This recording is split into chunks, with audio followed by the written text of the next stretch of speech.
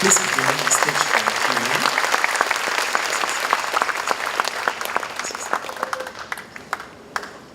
Q&A. Okay, thank you, Mr. Lim, for your inspiring speech. Really, no words can describe how much I've learned and benefited from Mr. Lim's speech. Okay, may I now invite, we proceed on with Q&A. May I now invite David up on stage to facilitate the Q&A. David, please.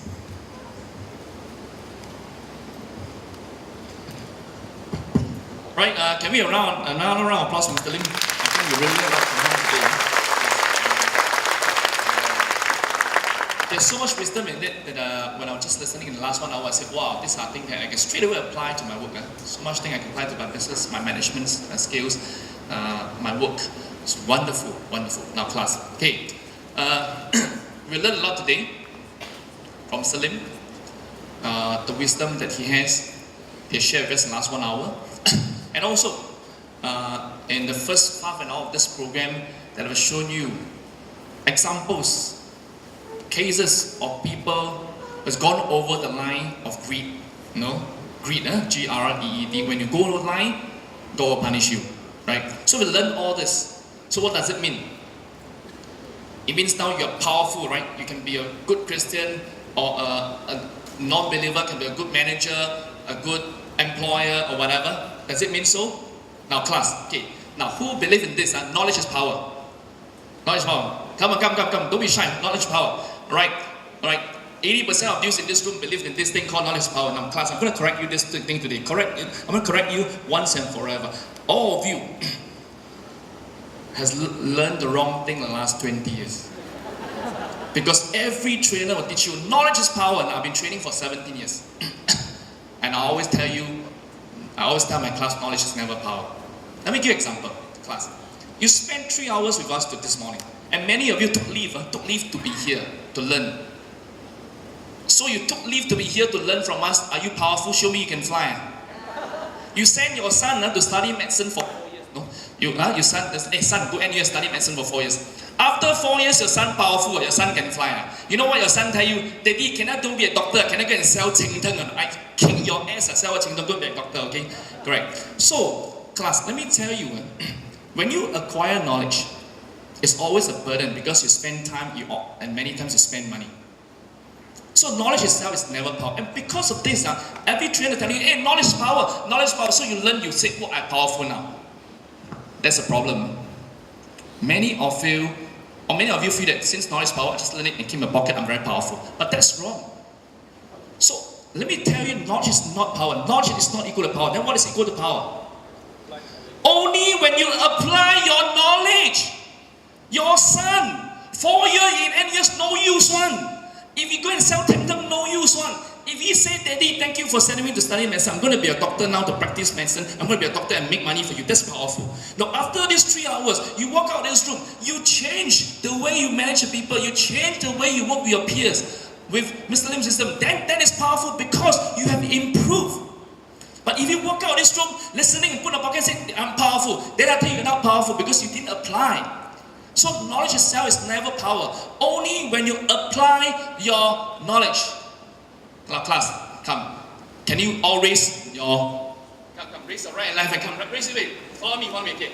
Now I want you to do this, do yourself a favor. I want you to give your left and right high 10 and say, apply your knowledge. Come, apply knowledge. Come. Give it to left and right. Apply knowledge. Okay. Come. Right, class? Remember, apply what you learned this morning. Remember to apply what you have learned from Mr. Lim. Right? Believers or non-believers, there's a lot of wisdom that you can actually apply. Right? Good. Now, okay, we are wrapping up today's session with this short Q&A. Right? We probably can handle a few questions. I will try and facilitate now. Okay? In order to save time, your question should be around Mr. Lim's leadership or management model. If you ask something that is actually not a good platform for today to actually address, then I will have to say sorry to you. Okay, now let's start with the first question. Does anyone, Mr. Lim, you ready? Okay, anyone? Any questions that you want anyone to address? I'll ask Mr. Lim. Yes, yes please.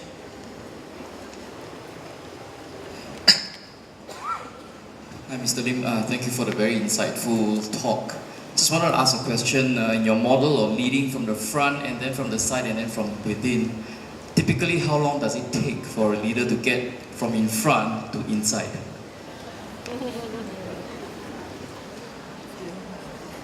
I think by and large, if you are in a job, I think you need to be in a job for at least 3 years. But put it this way, if nothing happens in 3 years, I think you should be removed. Because if we don't go in there and make something different in terms of the attitudes and so forth, we ought to be, we ought to try somebody else. But it doesn't mean that you can get everything accomplished in 3 years. I think in 3 years you ought to be able to have some influence of what's going on. Probably 5 years, 5 years. I would say 7 years is possibly the limit. But 5 years is a good time frame, I believe, to judge yourself by. But you have to get something specific done by 3 years. People need to at least believe you or trust you in 3 years. Good.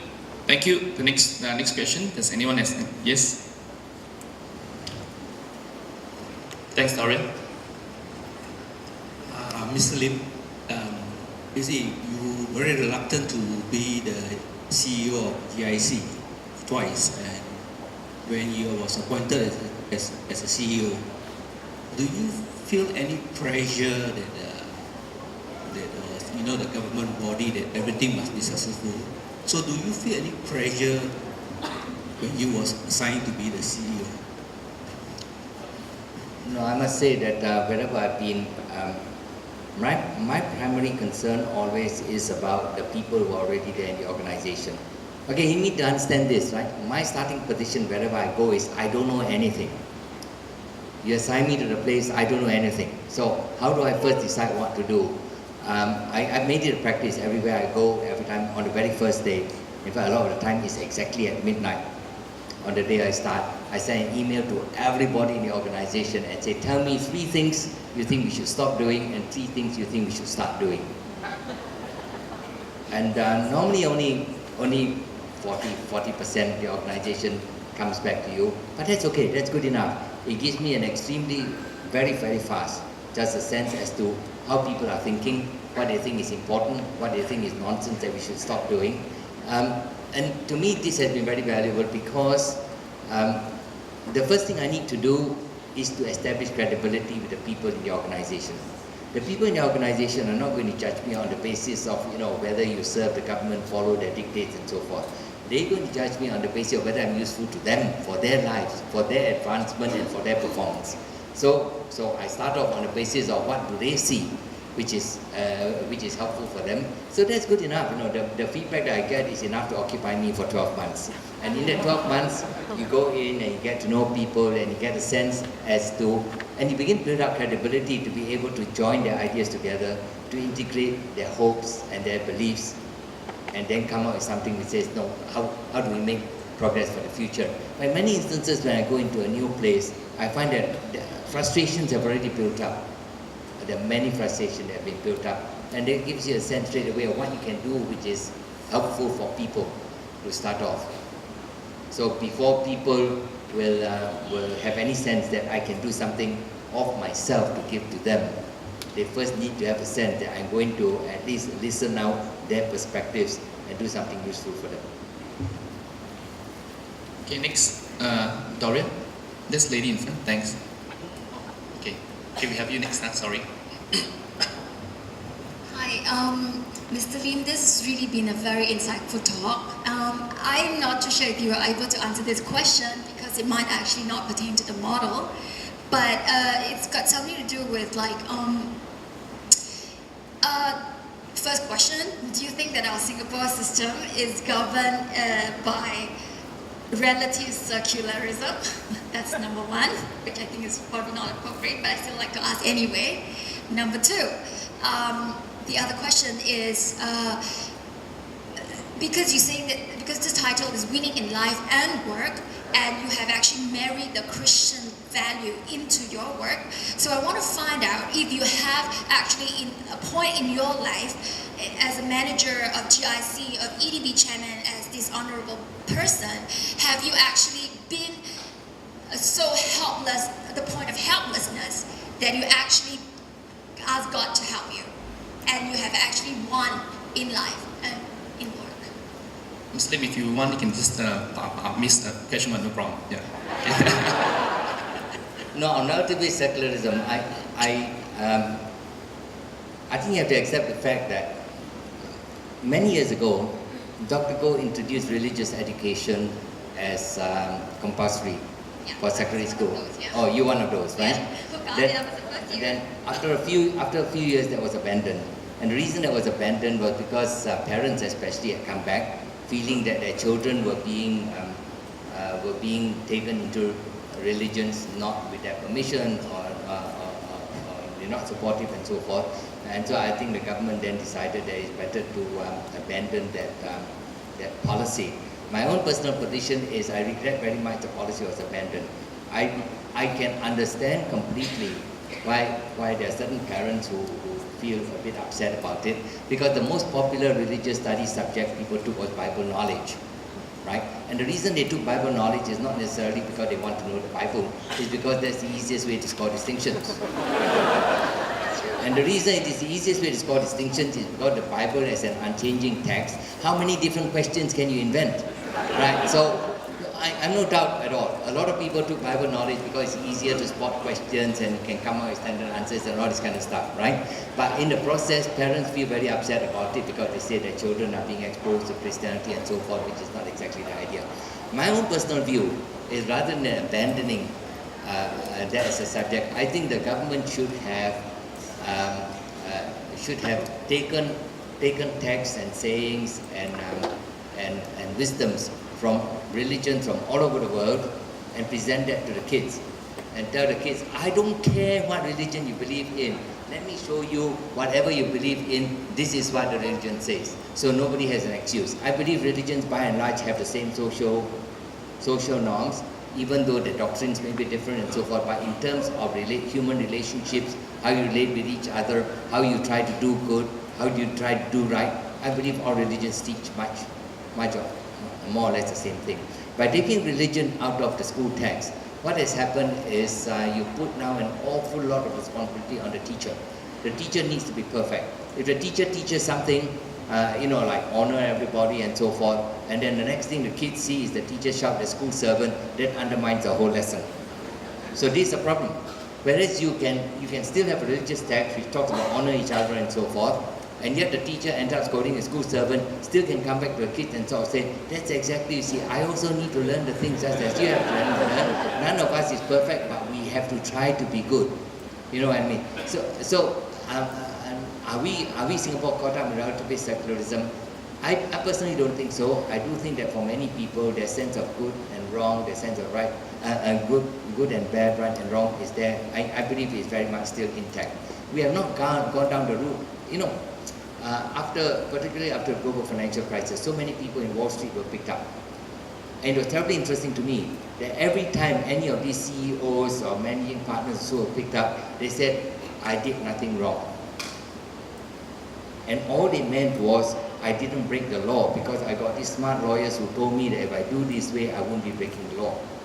When we allow the law to determine for us what is right and wrong, then we are not acknowledging one thing which is very important. Very often, regulations and laws come about after the crime has been committed in order to prevent the next time the same crime being committed again. So you need the crime to be committed first. The point about morals, the point about good and bad and right and wrong in our own hearts is it says people need to behave well. And the question, behave well with respect to what? And I believe that has been answered with respect to the community, with respect to society. What is good for society, what will damage society, and I believe that's the way our conversation should be. So you have an idea, other people have ideas, suppose your ideas are different. How do you converse with each other?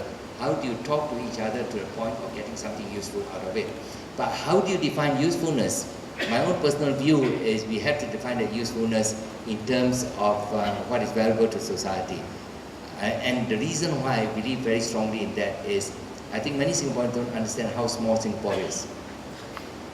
If you look at an atlas of the world, Singapore fits into the letter O of the name of the country. In fact, in most atlases of the world, they need to make it bigger than what Singapore actually is in order for people to be able to identify where Singapore is. Do we understand what is the impact of being so small? And I believe as a small country, you need to succeed. If you don't succeed, you don't count for anything. You succeed because in a community of nations, you are useful in some way. I'm not terribly sure that we all understand what that means. And I believe, just like I said in my talk, I believe that the specific uniqueness which you have built in Singapore is this uniqueness of being trustworthy. It is that which is the brand image of Singapore which makes you so different from the other countries. If you lose that brand image, you can have all these schemes about public housing and so forth. It doesn't do very much for you. But you cannot lose that uniqueness. And we need to be able as Singaporeans to have good conversation with each other despite our differences of views as to, now let's talk about what would be good ideas to make the chances best for our children and grandchildren to have a chance of success in the future. So relatively secularism, I wouldn't go analyze it in that fashion. I do think that many people are driven by secularist ideas, but the critical question for Singapore is how do we decide the future of the country? And accept the fact that, you got 5.5 million people in Singapore, you got 3.5 million Singaporeans, you got 2 million adult Singaporeans. How do we get 2 million ideas coming out and make sense of all? Okay, thank you. I think, sorry, that gentleman, due to time constraint, will be the last question. I'm so sorry about this. Yeah. Hi, Mr. Lim. You mentioned in your retirement years you love tinkering in terms of raising up of your grandchildren. So, in terms of your approach to raising up your grandchildren, how different it is as compared to raising up your children, like to cope with the challenges of our society? I think the biggest because as I said, the